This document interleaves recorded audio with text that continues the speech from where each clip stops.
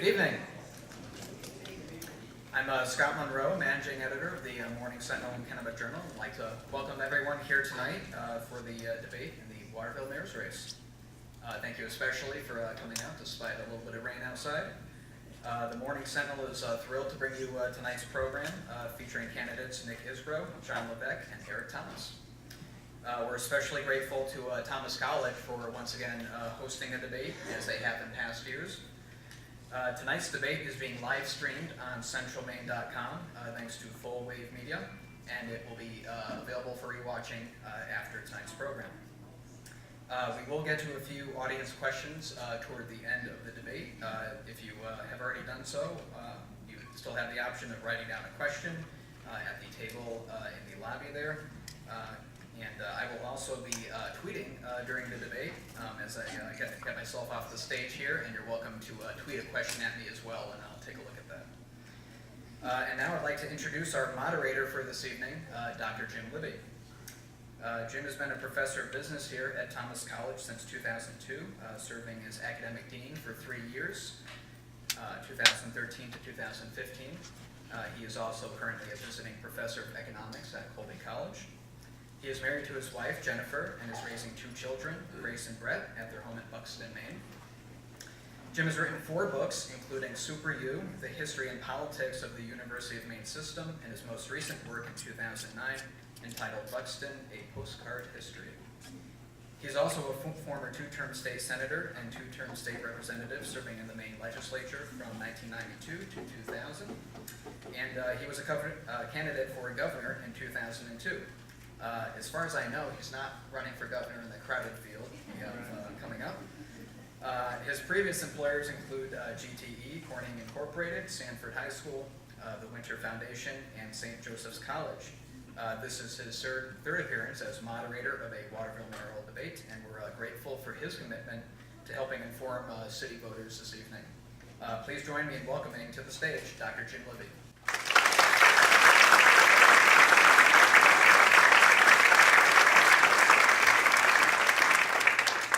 Thank you very much.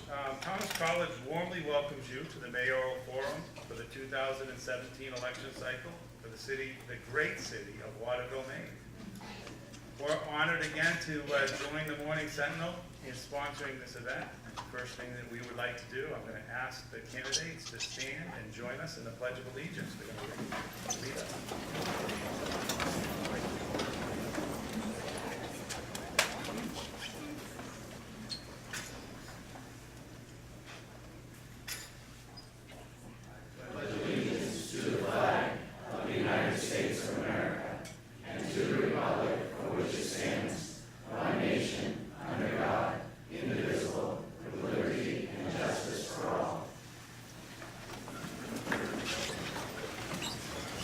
Thank you, candidates. And now for the debate. Our rules are as follows. The candidates will have up to 3 minutes for opening and closing statements, and they'll be given up to 2 minutes to respond to my questions, which were jointly developed by me, the staff at the Morning Sentinel, 2 professors at Thomas College, and we also have some questions from the audience that were put on 3x5 cards just previous to entry into this event. I will also decide whether follow-up questions are necessary, and I will be posing these additional questions from the audience.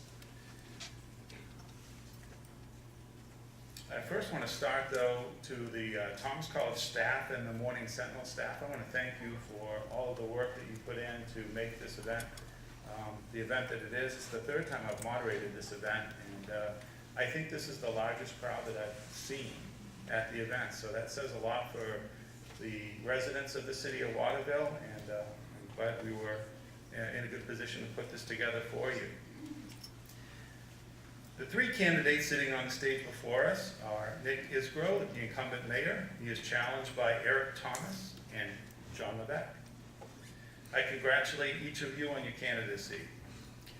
Now what I'd like to do is ask you to introduce yourselves, and as I said to you before we started today, you'll have 3 minutes to introduce yourself, and we're going to start in alphabetical order. So, Nick, because your name begins with I, you will go first. John, you will go second. Great, thank you, Jim, and thank you to the Morning Sentinel for hosting this, and Thomas College, and thank you to Eric and John for being here. I think we're going to have a good conversation.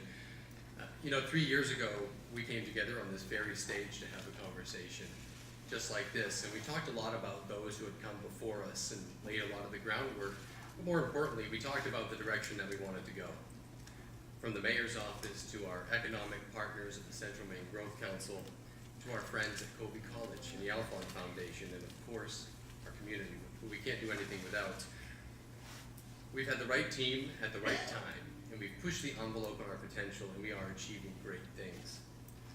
Whether it be our partnership with Colby College and downtown revitalization, or working with the Growth Council to bring new employers to the city of Waterville, and even in some of the more difficult budget discussions we've had over the past year, each one of us recognizes that ultimately, economic opportunity for all of our citizens, regardless of their background or socioeconomic status, is the key to raising the tide so that all may play a role in what has become known as Waterville's Renaissance.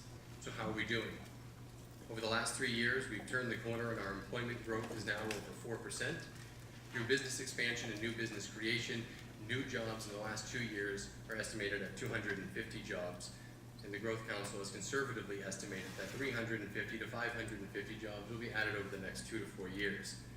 As the saying goes, investment capital goes where it is welcomed and it stays where it is appreciated. And the markets certainly have faith in Waterville. This last year, 3 out of the top 15 commercial real estate sales in the entire state of Maine have been here in the city of Waterville, and that's outside of the downtown revitalization. As much as we've been successful, there are challenges ahead. However, after this year, we reformed our budget process in a bipartisan manner, bringing all parties to the table. We laid out a 3 to 4 year plan to finally, after all these years, stabilize the process so that we can slowly grow new revenues and wean ourselves off of spending our reserves. It's a humbling task. We are accomplishing great things together. These are challenging and exciting times, and I'm looking forward to the conversation tonight. Thank you. Thank you. Good evening, and thank you everyone for coming. I appreciate it. This is a much larger crowd than I was anticipating, so I'm glad this many people are involved and this many people are excited. I'm here tonight, and I'm running for mayor, primarily because, like many of you, I feel like we could do better. Not that anybody has done poorly, but I think that we can be more aggressive about how we're handling some of the things we're doing, like recruiting businesses and getting employment opportunities in for people of Waterville. Again, I'm not here to critique anybody or tell anybody they're doing a bad job or that they haven't done enough. I just think that the three of us on stage are all different. We all approach things a little bit differently. My approach is going to be different than Nick's, and it's going to be different than Eric's. Primarily, what I'm looking to do is to be very aggressive in recruiting businesses to the area. I think that the businesses that I would like to recruit heavily are service sector businesses, places that have to do with healthcare, insurance, consulting, legal work. This is where the majority of the jobs in our economy have grown over the last 70 years, really since the end of World War II. Manufacturing has dropped off by a wide margin, and thanks to technology, the manufacturing sector has employed less people because more of it is modernized and mechanized. So a shop that used to employ 100 people may now only require 10. Looking at the right sorts of industries, I think, is key, and so that's really what my process is about. The other part of this that goes hand in hand with that is, in my mind, we have lost a fair amount of young people. I know that as college graduates tend to leave and they look for opportunities, and who do they blame them, right? Why would you pay as much money as they do for a 4-year degree and then make $10 an hour? It's difficult to pay back student loans.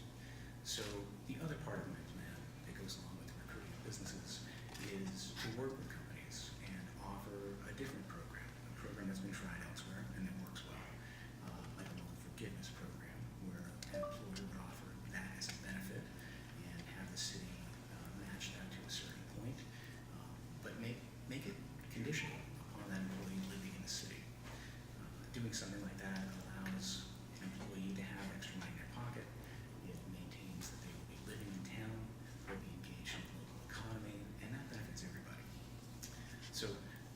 those are really what I'm running on. Again, it's nothing critical. I think we can just do something different than we have been doing, and that's my plan. Thank you, John. Eric? First of all, I want to thank Thomas College and the Morning Sentinel for having us, and I want to welcome everyone who's here for this important discussion about our community. I also want to take a moment to thank the mayor for his last 3 years of service in the community. I know how much time and effort it goes into the position, and anyone who is willing to serve their community through municipal government deserves to be commended. The reason I'm running for mayor really comes down to 2 words: I care. I care about Waterville. I care about the citizens of Waterville and their future. I've spent the last 13 years working to make Waterville a better place to live, whether through my time with Waterville Main Street, on the city council, or through my businesses, Digital Image Works and Sweet People Productions. The vast majority of my effort has gone into bringing the community together. Throughout the years, you could find me working on events such as the Parade of Lights, Harvest Festival, Hill in the Ville, Waterville Rocks, community cleanups, and more. You may have also attended one of the concerts I brought to the Opera House, such as Taj Mahal, Robert Cray, Patty Griffin, or Bela Fleck.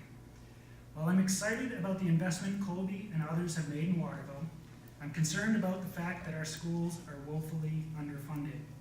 We rank in the bottom 15% in the state in terms of per pupil spending.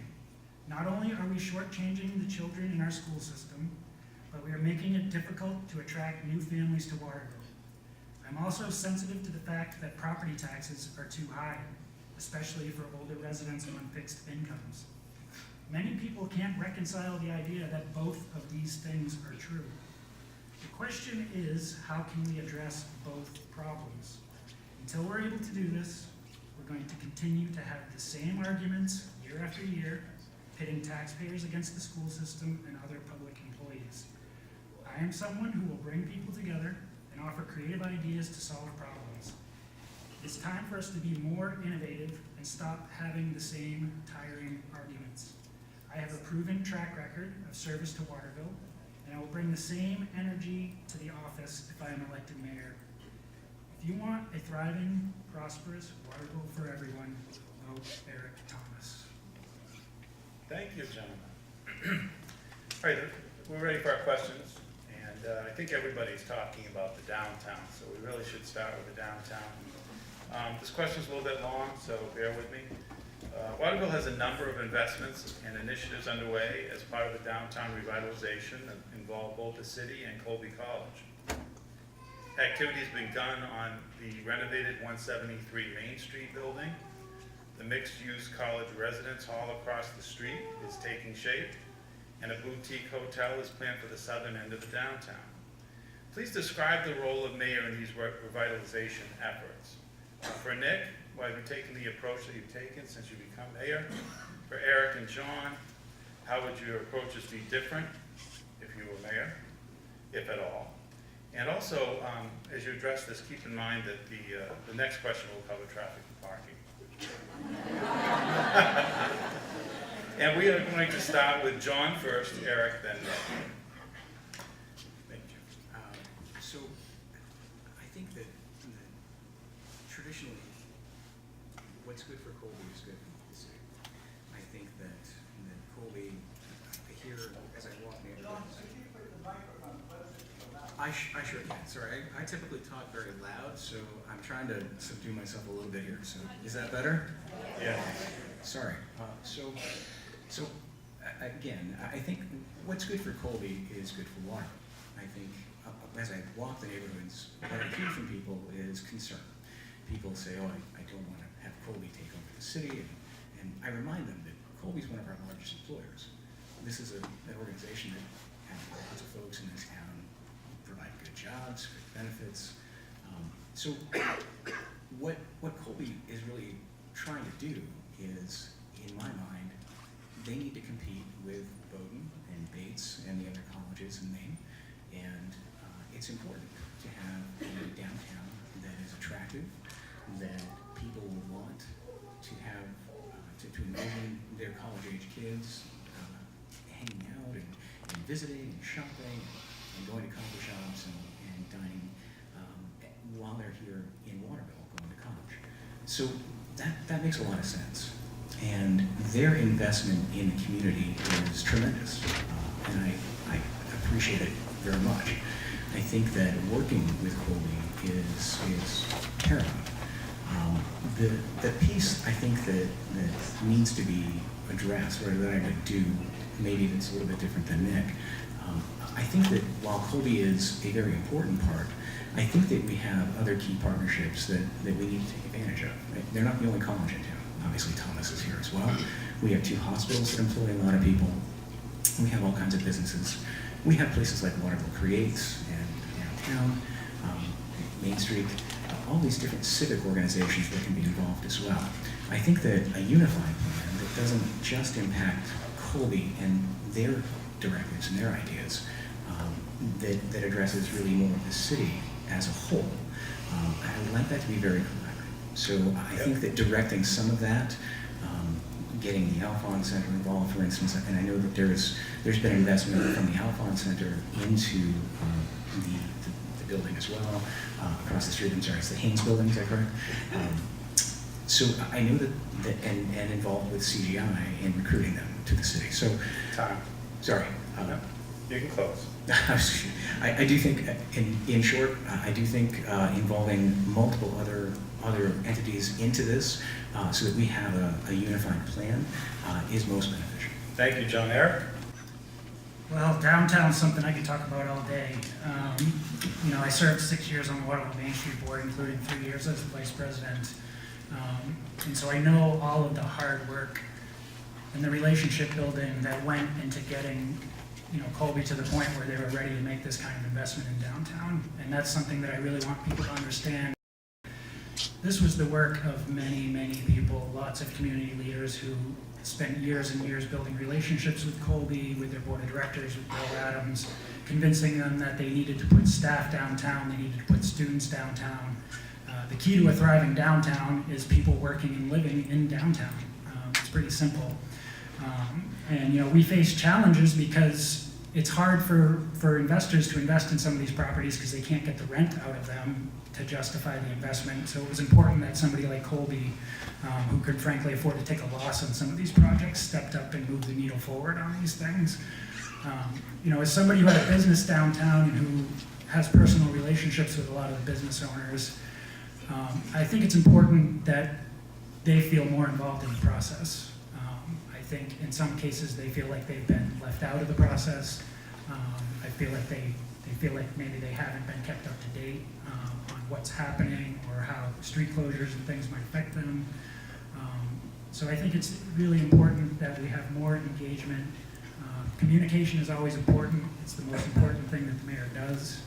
And so the mayor needs to be certainly facilitating more conversations between the downtown businesses, the community at large, and Colby College. Thank you.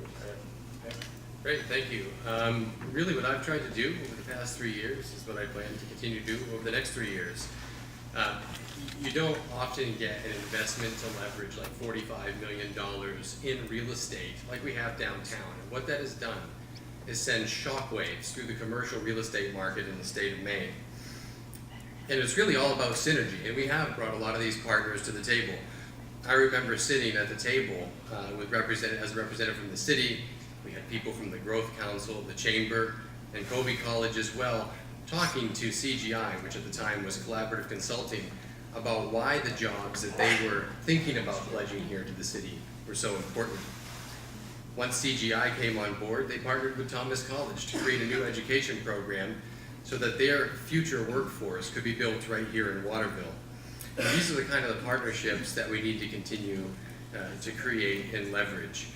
The big thing is that for a community like ours to have a strong core residential density is of vital importance in order to have that energy flow to the outskirts. And now you see some of the excitement. You look out on Outer College Avenue and we see Maurice's Auto Body moving into town. Like Eric said, it is a team effort, and there's no one person who can do this by themselves. And the team we have in place has done an incredible job at doing that. And I particularly want to give a lot of credit to Garvin Donegan at the Central Maine Growth Council, who's been a real key figure in getting a lot of these things accomplished. And so I think it's important that as we move forward, we continue to step back and always look at the big picture and look at how we can reverberate the effects of this investment. Over the last several months, one of the things that David Green and I have been talking about is how we can take this private-public partnership that we've had in the downtown and what that might look like elsewhere. It may not be necessarily Colby College, but one of the things we've talked about is what kind of philanthropy could we approach to perhaps do a partnership in our schools for targeted investments? Because as Eric said, there are certain needs in our school that are not being met because our schools have to meet a lot of state and federal mandates, and so a lot of that money gets tied up on the front end. Those are the kind of partnerships that I think are going to continue us in the future. Thank you very much. All right, second question comes also from the audience and the Morning Sentinel, who forwarded a question that's like the one that an audience member is forwarding to us. The City Council has voted to support change in downtown traffic patterns, allowing the city to pursue funding toward changes such as making Main and Front Streets two-way and including changes to the intersections downtown. First, are you supportive of the city pursuing funding for these traffic changes?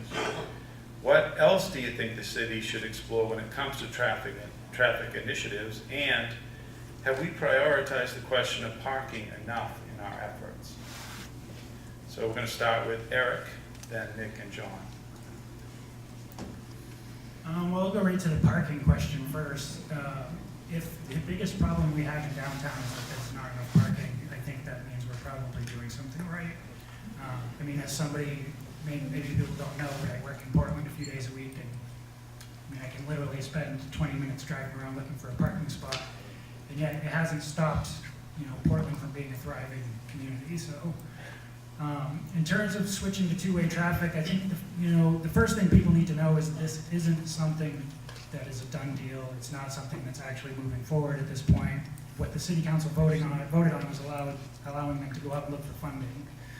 So there's still going to be a lot of time for community input. I know this was a big concern. I hear when I'm out knocking on doors, people are concerned about two-way traffic. I know change is always hard for people. One of the things I heard is things are just changing too much too fast. Really, the issue that I think we need to address and that we've been delaying addressing and we can address before we even talk about two-way traffic is the issue of pedestrian safety downtown, slowing down traffic.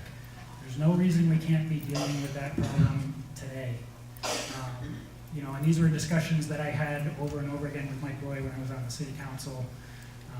And unfortunately, I don't think much progress has been made over the last 3 years in that area, but there are lots of things that we can do in the short term to make downtown safer for pedestrians that don't involve spending a lot of money. And I think right now, those are the things we should be looking at. Thank you. I'm glad you asked me this question because 3 years ago you asked me the same question here on the stage, and my answer was absolutely not. I'm not supportive of two-way traffic. One of the things I've always been proud of is the fact that I can be presented with new information and admit that I might have been wrong.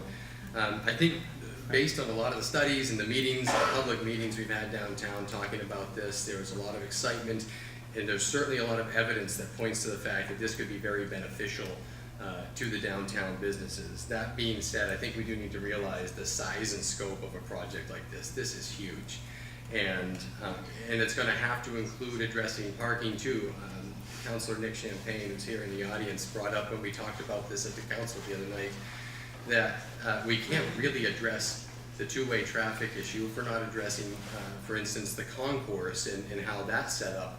There's a lot of solutions that can be built into this, but it is a very large-scale project. I am in favor of the city pursuing funding because we have pledged not to spend tax dollars during this time on a project like this. That's not a priority, but I think it could have a tremendous impact in the downtown. With regards to safety, I think also a plan like this could make it a lot safer downtown, and there are things we could be doing now, like Eric said. In fact, Councilor Steve Soul has recently suggested that we take some of our crosswalks and paint them with like perhaps a bright yellow or a bright color. And that's actually been tried in this town. It was done by Waterville Main Street several years back, and it was proven that those kinds of signals that people see do slow traffic down. But overall, I would say I'm supportive. There's just a lot of work that needs to be done, and some of the business owners have raised some valid concerns that need to be addressed. John? Yeah, so, as somebody who parks downtown and is vertically challenged, I can tell you that it's difficult in some of those angled spaces to get out when you're parked. I also drive a car that's not very tall. So when you're parked next to an SUV and you try to back out into Main Street, you do take your life in your own hands. Now, the trick I've learned is that you watch the glass windows on the opposite side of the street to see if traffic's coming in the mirror. The solution to this, in my mind, is relatively straightforward. It's not cheap, unfortunately, but the parking spaces that we have are angled, and that allows us to put more cars on Main Street. Putting those spaces parallel to the to the sidewalk would make that. We would take some spaces away, but it would make getting in and out of those spaces much easier. That means that we're going to have more parking. We're going to need more parking in the concourse. I, like Eric, also work in Portland. I work from home, but periodically I do drive to my office in Portland. Every now and then they miss me. And I park in a parking garage. In Portland, you can't swing a dead cat without hitting a parking garage. They're everywhere, and they're a matter of a couple of bucks for an hour.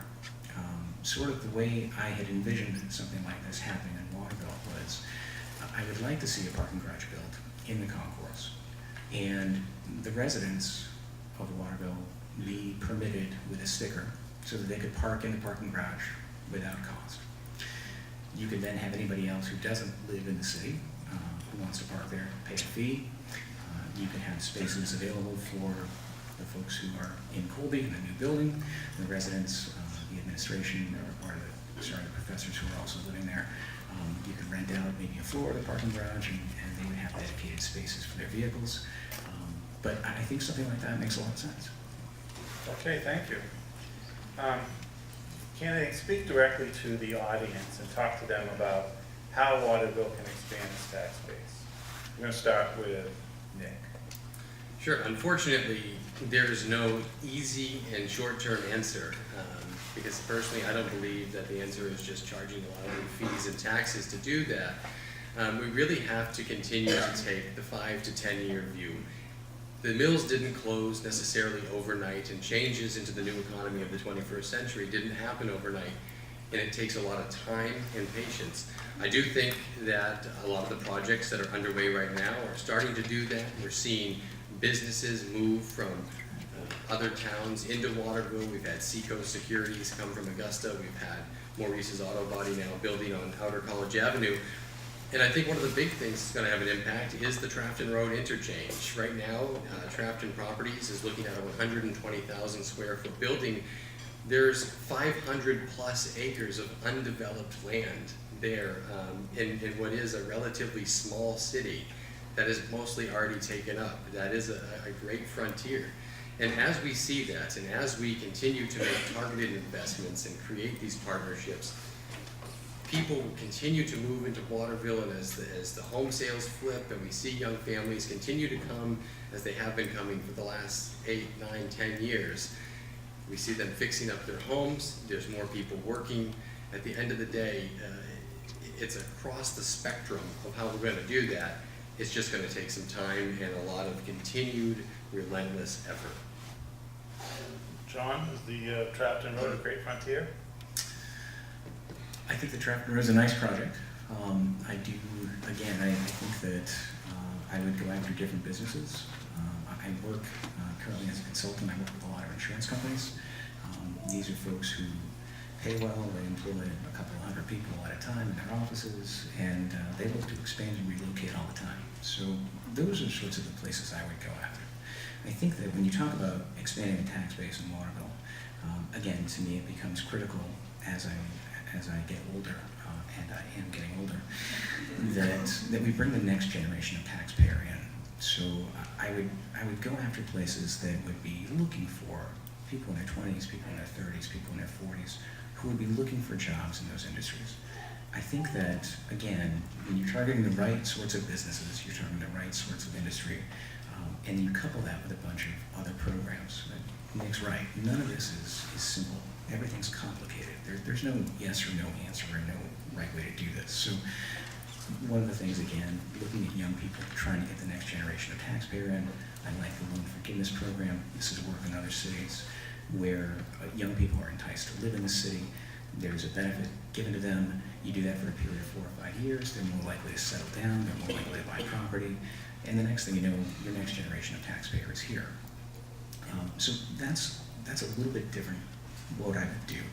I do think that with regards to the tax structure, we do offer a lot of tax breaks to benefit businesses that come in, and I think that we can reduce some of that and share some of that.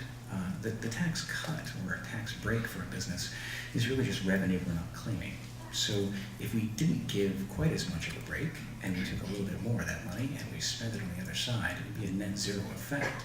But you could spread that out and not just benefit the business owner, but also benefit the employees, and I think that would also help. Eric? Well, I think the Trafton Road is a really important project. I think the way it was structured, it was really a no-risk deal for the city, which is why I voted to approve it in 2014 when I was on the city council. I think the city's missing the boat in a couple of areas. One, College Ave. College Ave, the infrastructure is there.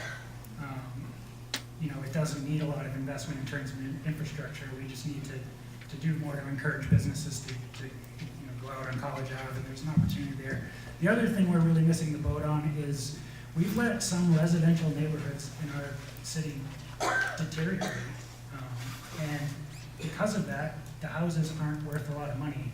And because of that, they're not generating a lot of tax revenue, which puts pressure on other neighborhoods with higher priced houses. If we can encourage investment in neighborhoods like the South End, the North End, and start to raise the value of the properties in those neighborhoods, I think that would go a long way to expanding the tax base. And I think one of the very important things when you talk about getting people to invest in our residential neighborhoods is the school system, which I hope we're going to talk more about at some point. Quality schools it's a marketing tool, really. I mean, it's something that draws people to your community. It's a differentiator. It's something that people look at when they're choosing where to live. And I think we really need to do a better job in that area. And I think if we do, that will help encourage investment in our residential neighborhoods, which will help alleviate the tax problem. Eric, I'm going to take your advice.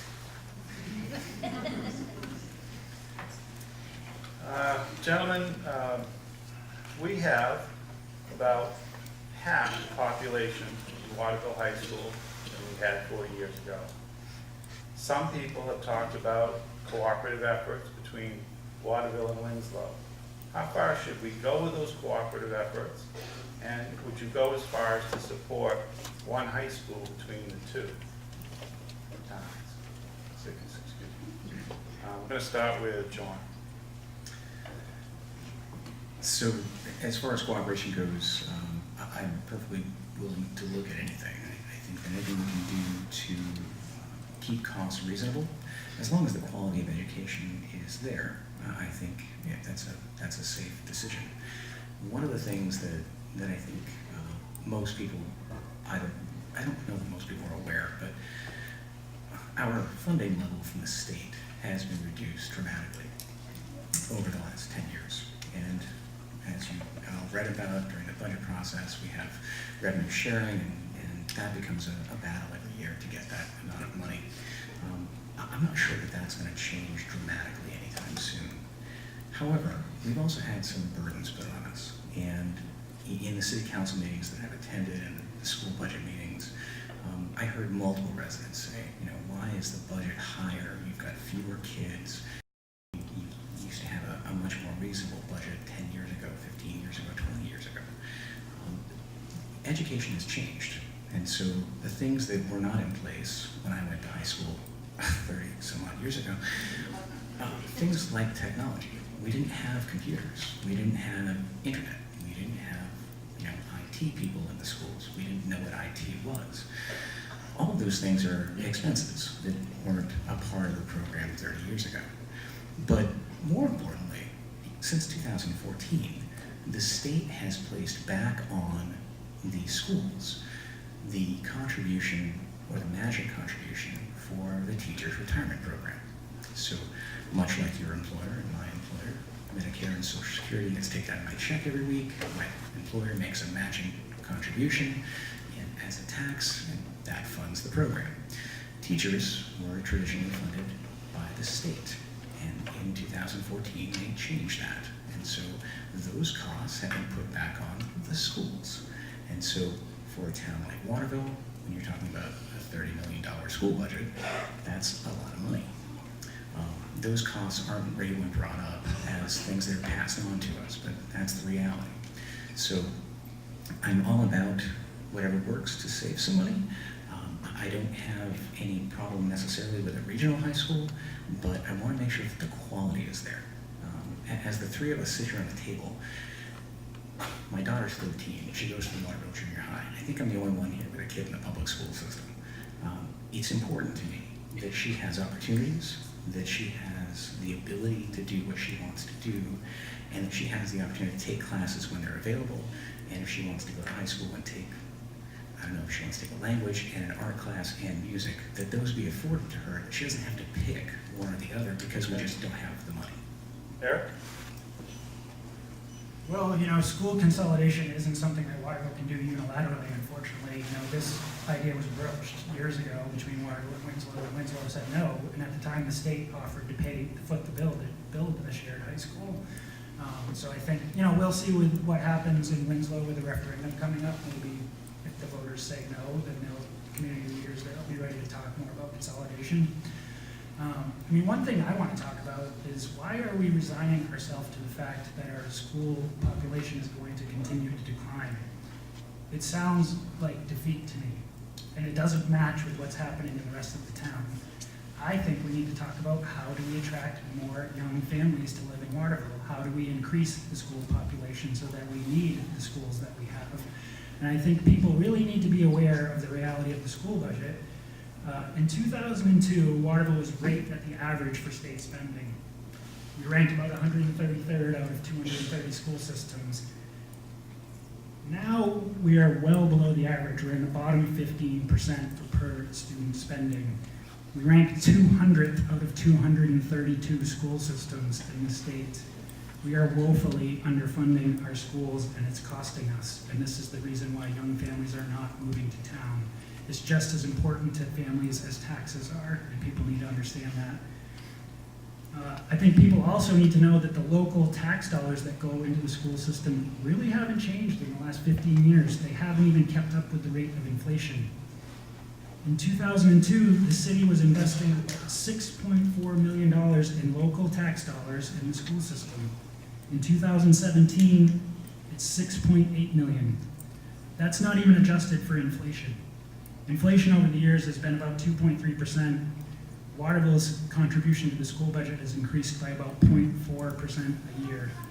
And I'm hearing stories from parents about their kids don't even go to school until 10 o'clock in the morning because there's no classes for them to take. I think people need to realize our schools are in crisis. Our teachers are overworked, they're stressed. We're not able to offer the classes that our higher performing students want to take. And these are the very kids that we want to live here after they graduate from high school. And if their memory of Waterville is that they weren't able to take classes at the school, when they start having a family, guess what? They're not going to live here. Fair enough. I like the passionate answer. Nick? Thank you.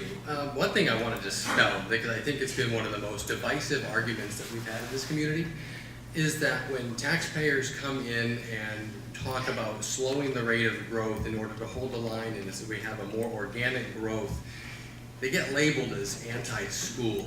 And it's not only divisive, but it's an absolutely fallacious argument. As I go door to door, I talk to people nonstop. Every single person in this community cares very much that we have a strong public school system, but I think that the point of the merger is cogent to the argument because it is the elephant in the room.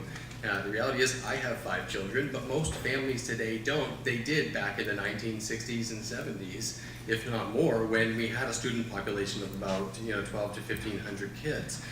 I went over to Winslow a couple of months ago with the city manager, and we started to broach this conversation, and they were very receptive. However, it is going to take a lot of joint effort with school leadership as well as the city to get that done. But the fact is, we can't even put together a hockey team by ourselves. I think the students are going to be the ones who lead the way here. I also want to talk about the fact that when we talk about education, all we talk about is the budget. But there are a lot of other issues that are very important that affect both our teachers as professionals and our students in the classroom. The fact of the matter is, the big education lobby and politicians in Augusta on both sides of the aisle have hijacked our education system.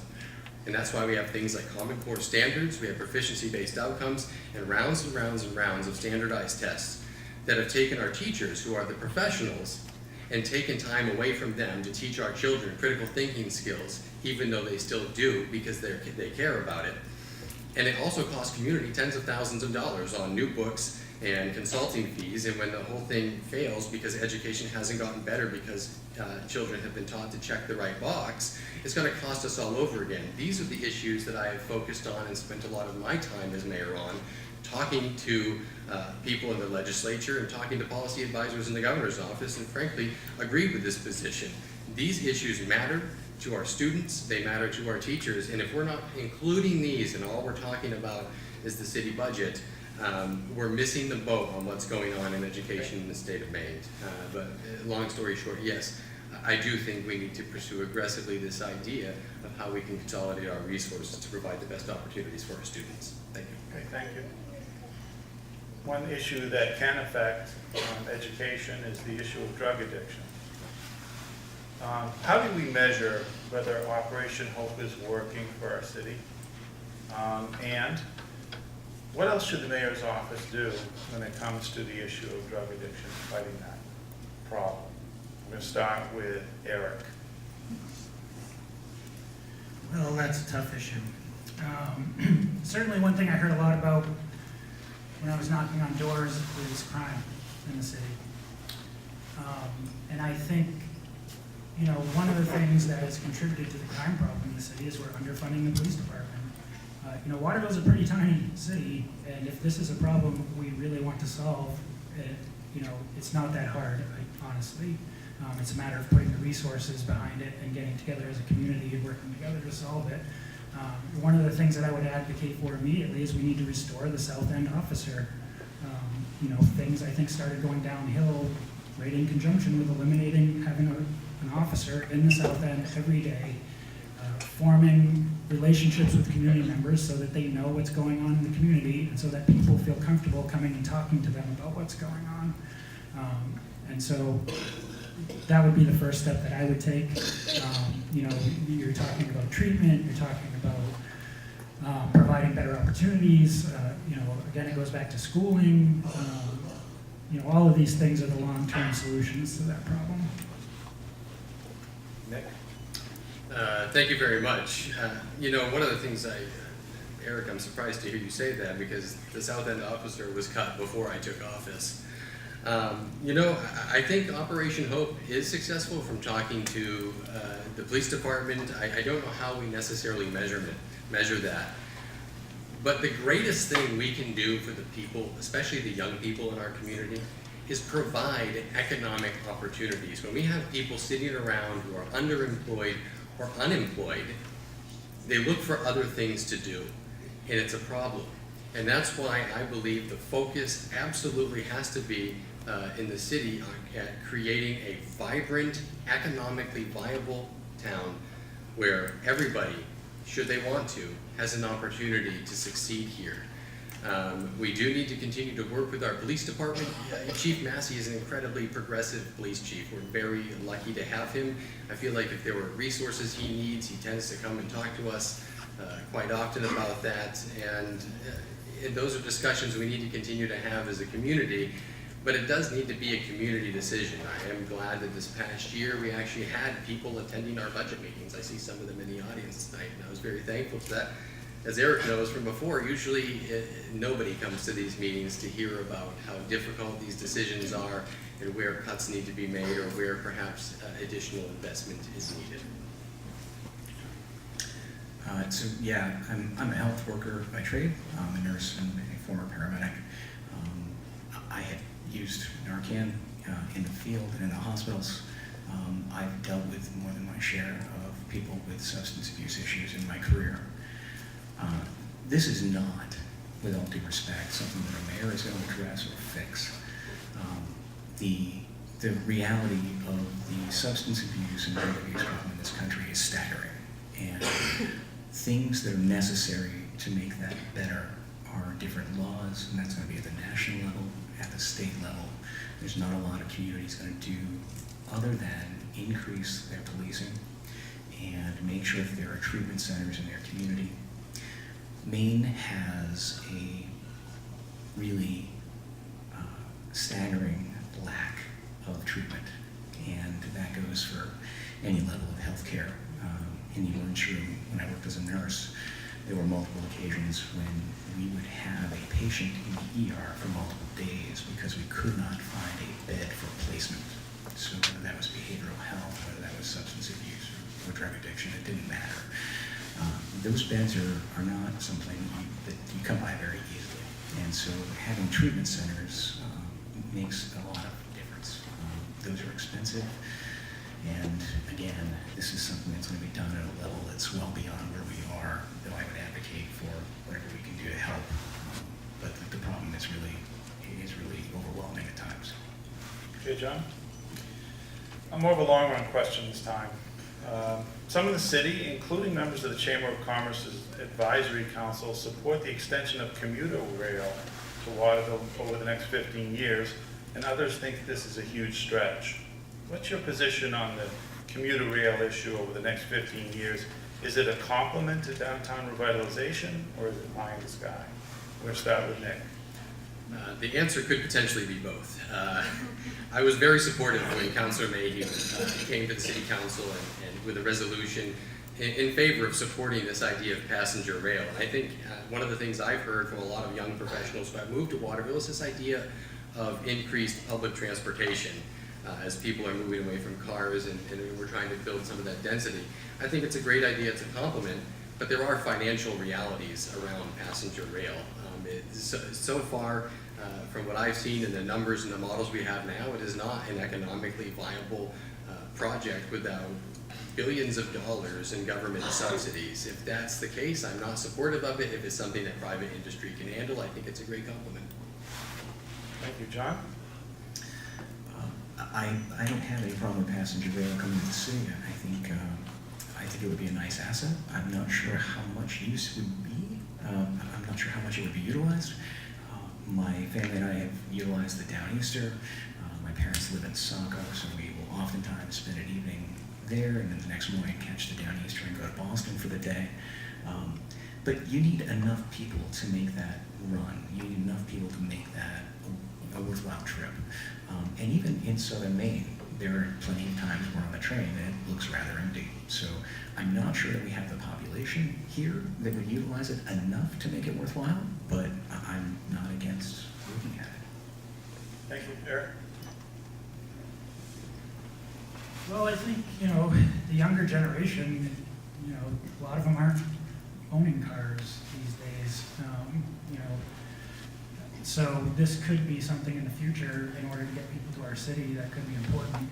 And I think sometimes people, they forget that the government subsidizes car transportation to the tune of billions of dollars through roads, through plowing, so this is a heavily subsidized form of transportation as well. Actually, it's interesting, I don't know if anyone here knows Bill Bassford. He's a guy who hangs out down at Jorgensen's a lot. He's got a lot of interesting ideas about how much money cars suck out of the community because we don't make them here. People pay for insurance. We don't drill for oil here. So these things are a big economic suck on our community. It's the reality of living in Maine. It's tough to be in Maine without a car, but I certainly don't think it's something that we should close the door on out of hand. And I also think, like I said, people need to realize that the government subsidizes people using their car every day with roads and all these infrastructure that goes into being able to drive around in your car. Thank you. Here's a question from the audience. Considering that Waterville residents voted for marijuana legalization what are the candidates' thoughts on retail stores? We're going to start with John. Oh, of course you are.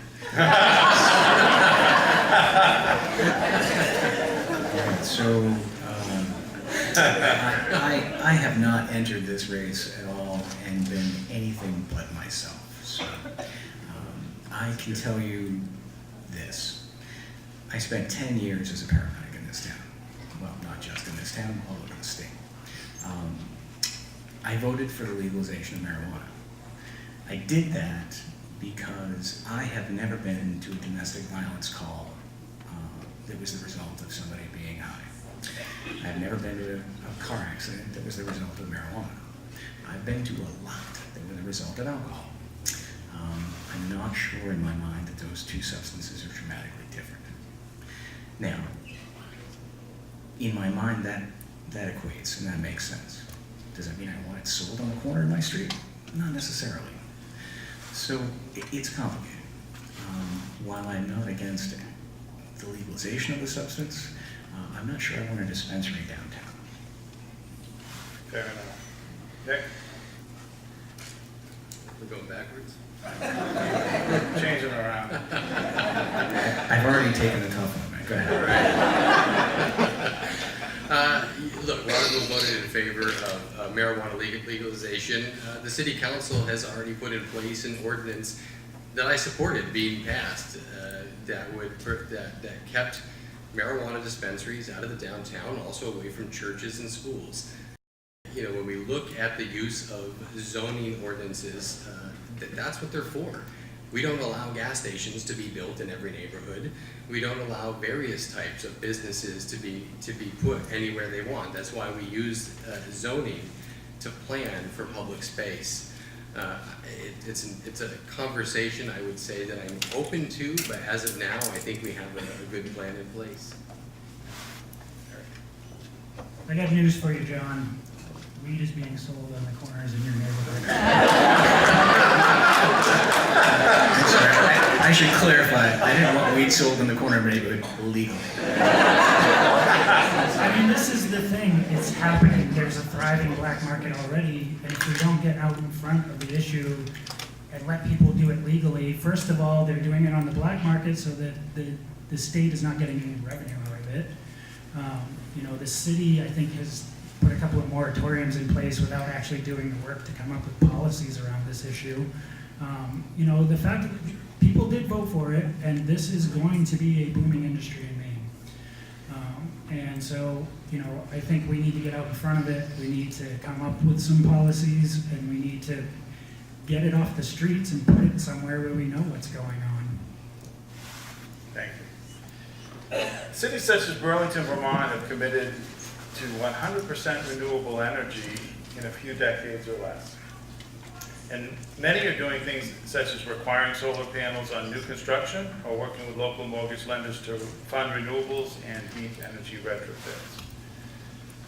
Where are we on the proposed Webb Road solar landfill? And what is your vision for renewable energy in Waterville? And Nick, we'll start with you. Great. That's one of actually the best projects we could think of where we have private industry coming in. We're taking a piece of land that is absolutely useless. It's Waterville's old landfill. It actually costs us money every year in environmental fees. And they want to put tens of thousands of solar panels on it and actually pay the city of Waterville $75,000 a year for 20 years with an option to renew. It's going to put out a ton of energy. Where we fall off in that a little bit is that right now, if you look at particularly like I know with our schools in our city, whoever negotiated those rates did a heck of a job, because that solar energy would actually cost us more to buy it from that landfill spot than it would to be getting this. So we're not receiving the benefit of that. I'm against any kind of requirement that would require people to do this. I think if you look at the industry, things are headed in a direction where we're seeing a lot of technological advances in these areas. And I think if we look at city buildings in particular, these are options we should look at, because I look at it as an economic thing. I don't look at it even as, if you put the environmental issues aside, there's an economic issue to be had here about cheap renewable energy. I'm not going to pretend I'm an expert in this field. I'm not. But I guess I'm open to hear what other people would have to present and say when it comes to the private market taking care of that. Eric? Well, again, it's, this is, the future of energy is renewable energy. There's no doubt about that. The question is, when does it become economically make more sense than the current, sources that we have? If you want to talk about renewable energy, actually, this is one of the things I wanted to bring up around the school system as an opportunity to save money. Currently, the city's picking up the food waste from the schools and hauling it off to the dump. And there's an option, I think, to save the city a lot of money by diverting the food waste to a company like Agri Energy, which Colby College and Hannaford work with. They come into town a couple of days a week and pick up the waste, and then they use it to generate energy. This is something that wouldn't involve raising taxes, wouldn't necessarily involve a lot of extra effort, and could, I think, save tens of thousands of dollars for the school system, not to mention it's the right thing to do. Thank you. John? Yeah, so I have solar panels on my roof. We put those on, I think, 12 years ago. I have thermal panels which heat my domestic hot water. And from April through probably early November, although this year it's going to go longer than that, we're going to see a tremendous benefit. Those panels will heat water in the storage tank, and so when my furnace fires to run laundry or we take a shower, that hot water is already hot. It preheats the water that comes in from the city. In the winter, that water that comes in from underground is about 40 degrees, and so even though I only have 3 or 4 decent hours of sunlight, the water in my storage tank is about 90 degrees on average, and so my furnace, instead of firing up to heat water from 40 degrees to 120 degrees, only has to heat it 30 degrees from 90 to 120. We have a alternative energy program at Kennebec Valley Community College, and hands-on experience is wonderful. I advocate that we actually should use KVCC and that program and their students. I think we should retrofit the schools. I think those thermal panels, in the first 10 years I owned them, they paid for themselves in energy savings. Now, those panels last about 30 years. There's almost no maintenance. There's one small pump that circulates a glycol solution and circulates it from my roof to the storage tank. Again, it's almost a no-brainer. You put some panels on the roof of the schools, city buildings, maybe every year you do it for a different project. KVCC comes down with their students, you probably buy the equipment, they probably do the install for nothing. That makes a whole lot of sense to me. I think when you're talking about bringing new businesses as well, there can be a financial incentive if they want to do renewables on the roof, be it solar, either thermal or PV or photovoltaic, which generates electricity. The photovoltaic piece is not, or at least the last time I looked at it, it's a much larger investment. Before you see a return on that investment, it just takes many, many more years. The thermal makes a lot more sense. You get your money back very quickly, and again, you're cutting down your fossil fuel and your carbon footprint dramatically. Thank you. This next question comes from the audience. Waterville's mill rate continues to rise. Are there other cost-sharing arrangements or other things that Waterville can do to improve the mill rate and lower the local property tax? And what cuts do you propose, if any? And we're going to start with Eric. Well, this is one of the reasons I wanted to run for mayor, honestly, to have this discussion right here.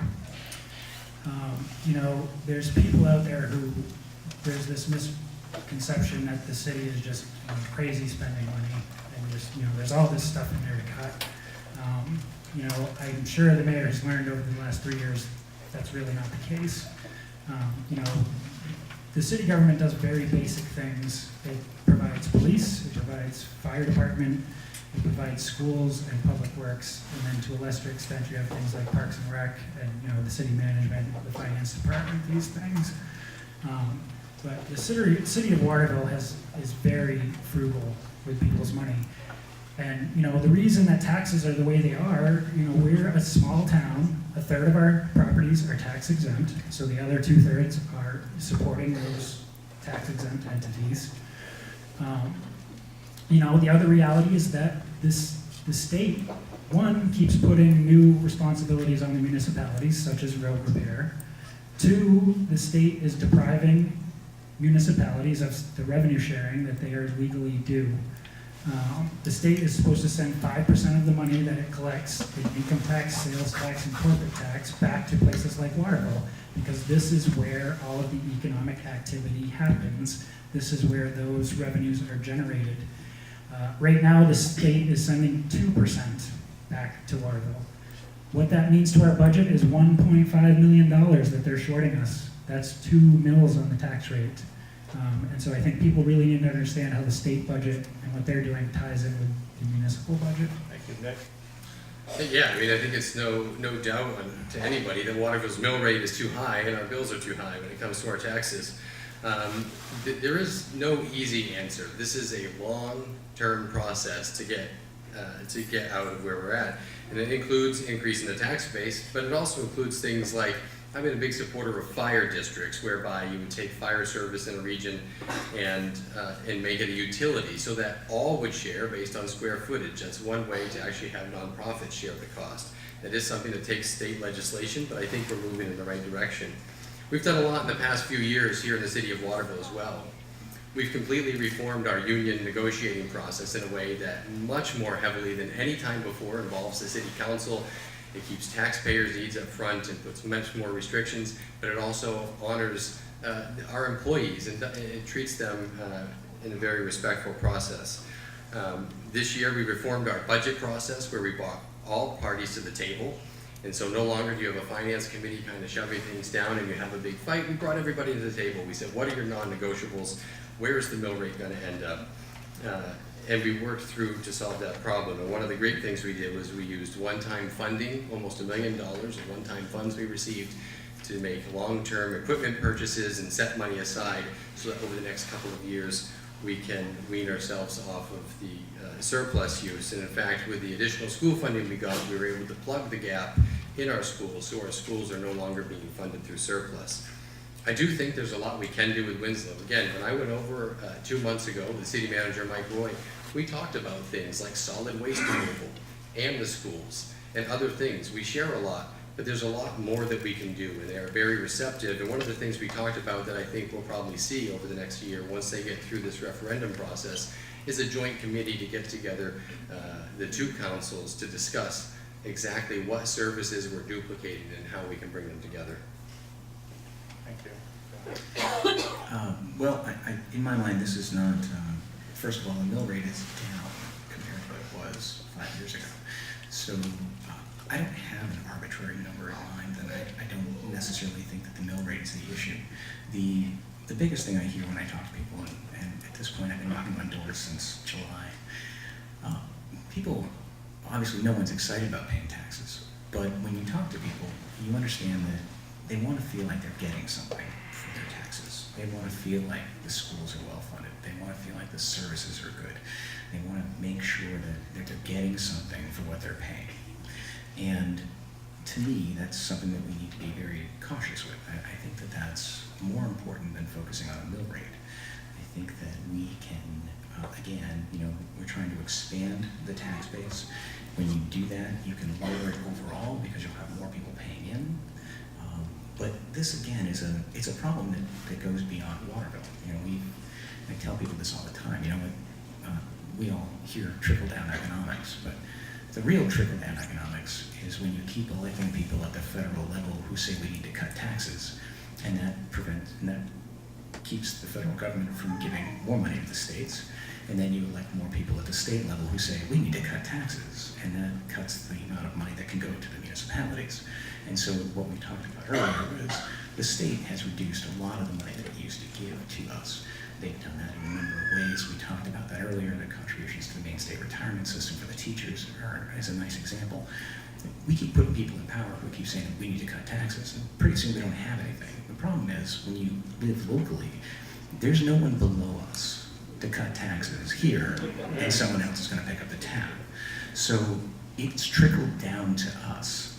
And as property owners, I can tell you that's not a good feeling. Now, if it meant that my kid and everybody else's kid had a good quality school and everything that they needed, you can increase my taxes. Honestly, I don't care.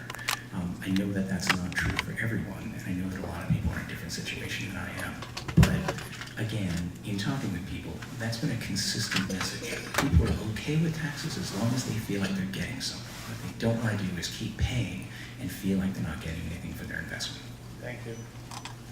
We are already coming to the end of this great forum.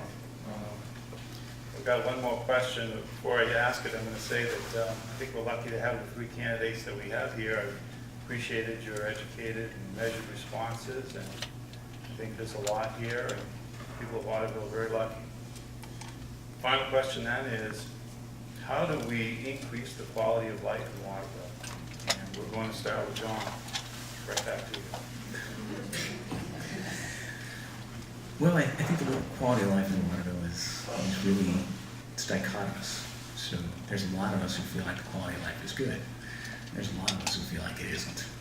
And I think that that's unfortunate. And I would like very much to try and make sure that we all feel that way. And whether that's through programs that help people, like, again, we talked about earlier, a loan forgiveness program that lets somebody get out of where they're at and into a career that's going to pay them more than that retail job that they may have. I can tell you, I'm a product of the community college system. I have a diploma in paramedicine from Kennebec Valley, well, it used to be Kennebec Valley Technical College, now KVCC. I have a degree in nursing from Central Maine Medical Center School of Nursing. Neither of those degrees cost a lot of money. I paid for my nursing degree working 3 jobs at the same time I was going to school and paid in cash. That wasn't a lot of money because it wasn't $60,000 for a year, it was 5. That's an investment that is one that's paid off a million times over. Right? It's allowed me a career and a lifestyle that I've been very fortunate. Those investments in people and giving them the opportunities, I've had those opportunities. I want to see other people have them.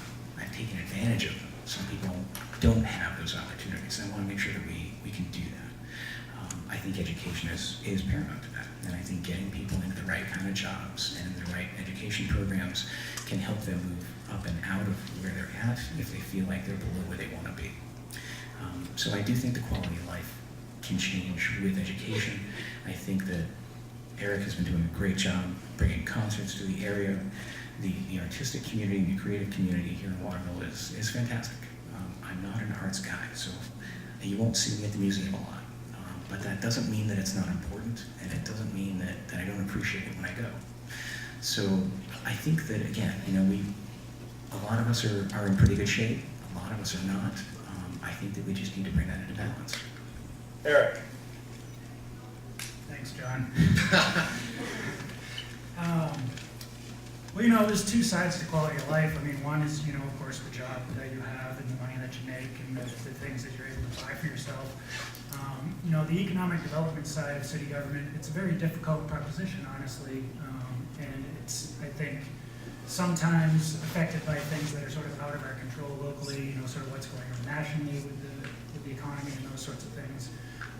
One of the things that I really saw right away when I came to town that I could move the needle on is the quality of life. What do you do with your leisure time? And this is something that, this is what I do. Like I said, maybe some of you have been to a concert that I helped to organize. I've invested thousands of dollars of my own money to bring these things to town.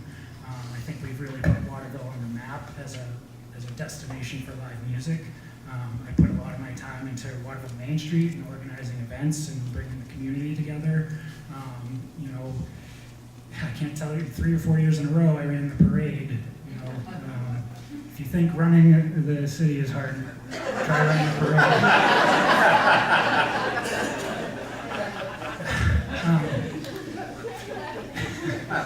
So, and beyond the work that I do myself, I have a partnership with the State Theater.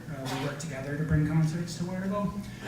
The promoter in me would be remiss if I didn't mention that next Friday night, I have Adam Ezra Group and the Mallet Brothers Band playing at the Waterville Opera House. $15 in advance, $20 Tickets still available. So yeah, I mean, this is what I do. And I really hope that this is an area where I've had an impact on Waterville. So. Yeah, keep plugging. I used to be a trustee for the Opera House. Keep going. Keep going. Nick. It's an interesting topic because all of us have to speak from our own personal life experience. And it's hard for me to think of anybody not seeing Waterville as just an incredible place. It's a place where since the time I was born till I was an adult, I always wanted to live. In fact, I'm fortunate enough, I always wanted to live in the house I live in, which is where my father grew up. And I remember as a child going to the House of Pancakes with my grandmother and smelling the smokestacks and Scott paper, and I remember the vibrancy of a town where people had money in their pocket and they had a place to go spend it. And they had homes where they went with their children. This is the vision. This is everything we're doing, and frankly, everything all of us have talked about up here tonight. All of our ideas are going towards this goal that I think we all share. To me, it's important that we create economic opportunities. That went away.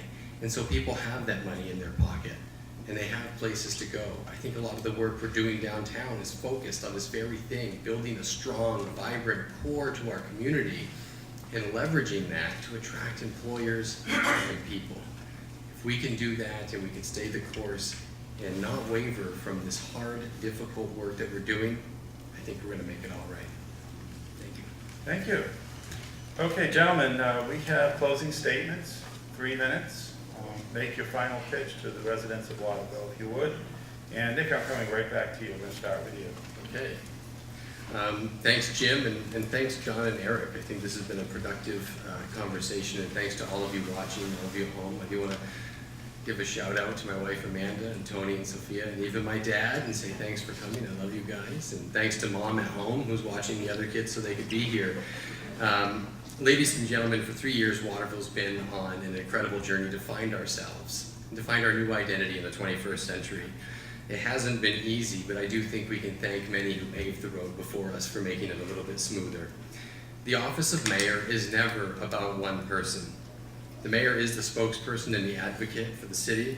He's the ambassador of the place that we call home, but he or she, whoever is in office, is only as good as the community that stands behind them. For 3 years, I've had one of the greatest honors and privileges of my life working for all of you. The personal connections and the families that have touched my life and my family's life have made every late night and every early morning worthwhile. The progress we've made together as partners has been more than we ever could have imagined 3 years ago. The seeds that were sown before we came have been tendered and nurtured, and now we see, like the grain of a mustard seed that grows into a great tree, we're reaching for the sky for the first time in a long time, and that optimism is there.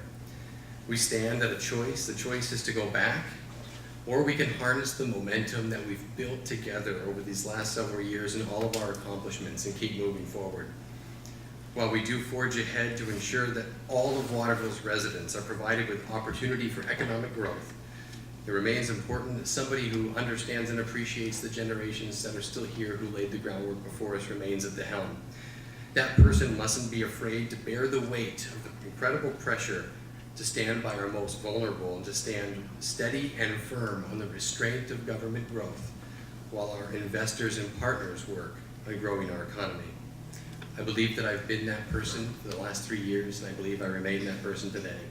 I'm asking for your vote tonight. Thank you, and God bless you. Thank you. John. Well, I also would like to thank my competitors for the evening. I have enjoyed the conversation. So, we have very distinct personalities and very different approaches to this. Ultimately, we all want the same things, and that's been consistent no matter who I've talked to in this town. Everybody wants to see economic development. They want their kids to have good schools. They want to try and keep property taxes reasonable. I think that everybody wants the city to flourish. Everybody wants the city to grow. The difference between us is going to be in how we approach those things and how we work together with others. I do feel that there is a role for government. I do feel that we can be doing more than we are, and I would very much like to take advantage of those opportunities and do that. I think that it's more than just taxes. I think that it's more than just cutting, and I think that it's more than just letting our partners do the heavy lifting. I think it's up to the city to take the lead. It's our city. I think that the right person in that position of mayor becomes the cheerleader. You become the face of the city. And it's up to you to inspire people to get involved. It's up to you to get people fired up and get them excited. You have to be able to lead the team, and not alienating people is what you need to do. There are ways to get people involved that we're not doing. And I would like to see more people brought to the table. I would like to see more people get excited, and I would like to see more people get pushed into the community. So that's my pitch. Again, I'm not a politician, so I will just say I appreciate you very much for your time. I would certainly welcome the opportunity, and I would welcome your support. Once again, I'd like to thank Thomas College and the Morning Sentinel. I'd like to thank Nick and John for the conversation. I'd like to thank everybody that's here to listen. I really hope this has been a productive evening for everybody in the community. I think the information presented today is extremely important. One thing I really hoped to accomplish by running for mayor is to move forward from the false narrative that the city and schools are being frivolous with taxpayer money. I think it's telling when asked what he would cut from the budget a few minutes ago, the mayor didn't list a specific example. We're extremely lucky to have a lot of talented and dedicated employees for both the city government and the school system. Contrary to what some may say, they've made a lot of sacrifices to help out with the city budget, and they will likely be forced to sacrifice more in the future unless there are big changes in Augusta. For that, they deserve our appreciation. We are only going to solve problems we are facing by coming together in good faith and having respectful discussions. We need to innovate and bring new ideas to the table, or are we going to be fighting over the same issues when the next budget cycle starts? With all due respect to my opponents, I am the most qualified person to guide Waterville through the next 3 years. My breadth of experience and innovative thinking make me the best person for the job. With the pace of downtown development, it will be important to have someone with broad experience dealing with the issues facing downtown businesses and a historical perspective on what happened over the last 10 years. I believe the 6 years I served on the Waterville Main Street Board, including 3 years as the vice president, along with the many years that my business was located downtown, give me the knowledge that will be needed to look out for the interests of all stakeholders. My years of service have demonstrated my commitment to the future of Waterville. I believe that the people of Waterville are its greatest asset. I will encourage longtime residents and newcomers alike to shape the future of our city. If residents are invested in the city and the city invests in its residents with a shared vision for the future, we can achieve the goal of a prosperous, thriving Waterville for everyone. Join me as we move Waterville forward and improve upon our many strengths to make Waterville the premier community in central Maine to work, play, and raise a family. A vote for Eric Thomas is a vote for the future of Waterville. Thank you. Thank you. Deb, let's give him a hand.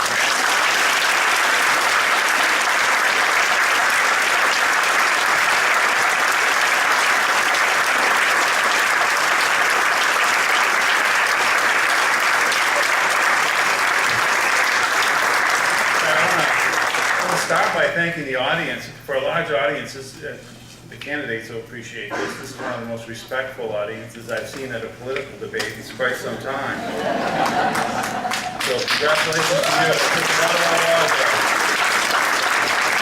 I also want to thank the candidates. I particularly want to thank Scott Monroe at the Morning Sentinel for the work that he did in helping us to prepare for this.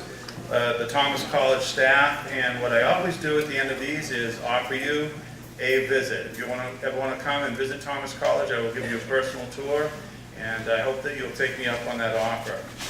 Candidates, congratulations on your candidacy. Audience, thank you, and have a good evening.